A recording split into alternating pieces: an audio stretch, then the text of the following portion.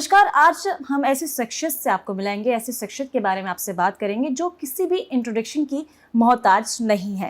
देखिए, बहुत ज़्यादा सुर्खियों में रहती हैं और सोशल वर्क को लेकर अपने सुर्खियों में रहती हैं और कहने के अपने बिजनेस को लेकर वर्ल्ड वाइड बिजनेस को लेकर भी सुर्खियों में रहती हैं।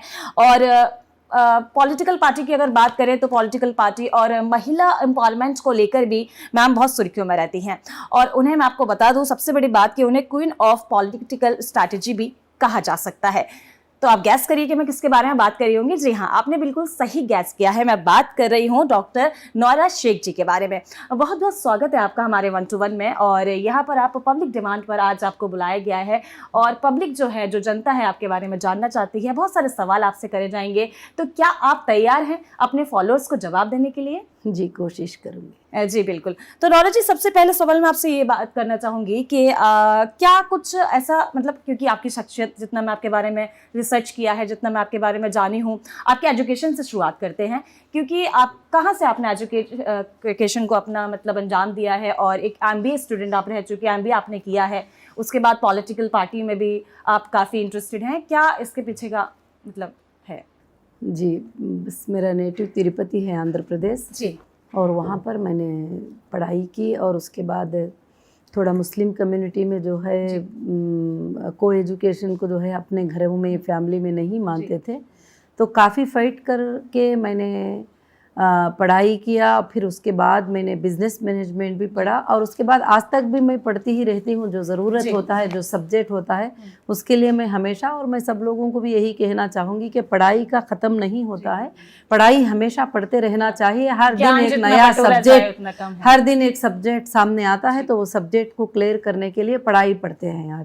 आज तो गूगल में हर तरह की पढ़ाई मिल जाती है, तो लोग जो है उसमें, तो हम भी आज भी जो ज़रूरत होती है उसकी स्टडी करते रहते हैं। देखिए, क्योंकि इस इंटरव्यू की शुरुआत करेंगे तो मैं आपको पहले से एक बात बता दूं, क्योंकि सवाल थोड़े से तीखे और कड़वे हो सकते हैं, तो क्या आप अपनी जनता को उन सवालों के जवाब देने के लिए पूरी तरीके से तैयार हैं? बिल्कुल, मैं तैयार हूँ। आप सवाल अपनी मर्जी से कर सकती हो। ठीक है। तो सबसे पहले बात करेंगे कि आप एजुकेशन के बारे में आपने बता ही दिया, उसके बारे में हम और भी बात करेंगे। हमारे रिसर्च के हिसाब से मैडम, आप जो हैं हीरा ग्रुप की CEO हैं, इसके अलावा महिला एम्पावरमेंट पार्टी के प्रेसिडेंट हैं, नौरा शेख ग्लोबल फाउंडेशन के भी आप फाउंडर हैं, हीरा डिजिटल गोल्ड की फाउंडर है, CEO हैं। आप इतनी सारी चीज़ें कैसे हैंडल करती हैं एक साथ?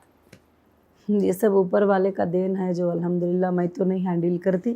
बस मैंने ये काम जो शुरू किया, ये जो बिज़नेस शुरू किया, अच्छे कामों के लिए शुरू किया, गर्ल्स के एजुकेशन के लिए शुरू किया, कॉलेजेस के लिए शुरू किया, और जो गरीब तबके की महिलाएं थे, लेडीज़ थे, उन सबको मैंने बिज़नेस सिखाया। हीरा ग्रुप सिर्फ एक बिज़नेस नहीं है, हीरा ग्रुप लाखों लोगों को ज़िंदगी देने का एक ज़रिया है, और हीरा ग्रुप जो है लाखों लोगों को भलाई करता हुआ आज तक आया है। और हमारी कंपनी के थ्रू लाखों की औरतों को जो है एक एम्पावर मिला के औरतें भी बिज़नेस कर सकती हैं और वो बिज़नेस को हैंडल कर सकते हैं। तो इस तरह से मैं जैसे बिज़नेस करना है करती आई हूँ, ऊपर वाले की मदद है मेरे साथ।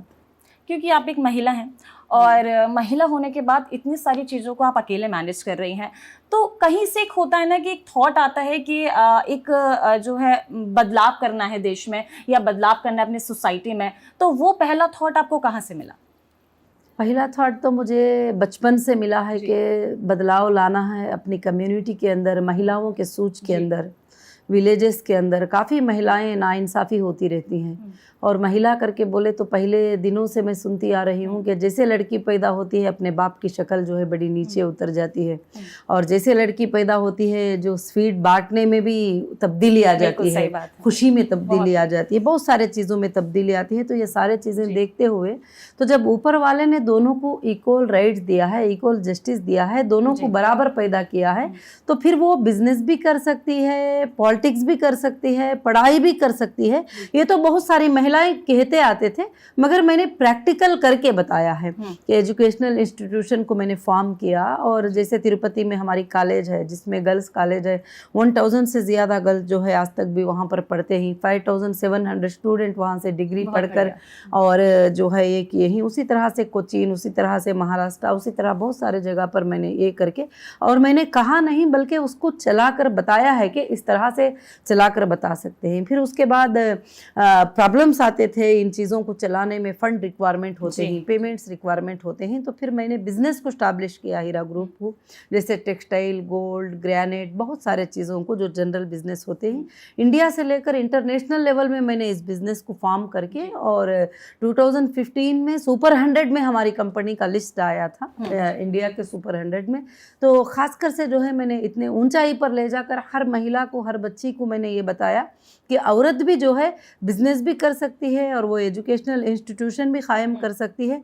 खासकर से क्वेश्चन ये था कि हिजाब पहनकर हमारे लड़कियां काम नहीं कर सकते, तो वो हिजाब पहनने वाले तमाम लड़कियों के लिए मैं एक एग्जाम्पल बन गई। हर वो औरत के लिए जो अपने घर में बैठकर ये सोचती है कि मैं हिजाब पहनने के बाद कुछ भी नहीं कर सकती, तो उन सब के लिए मैं एक एग्जाम्पल शो किया सबको, तो उसमें मैं कामयाब रही।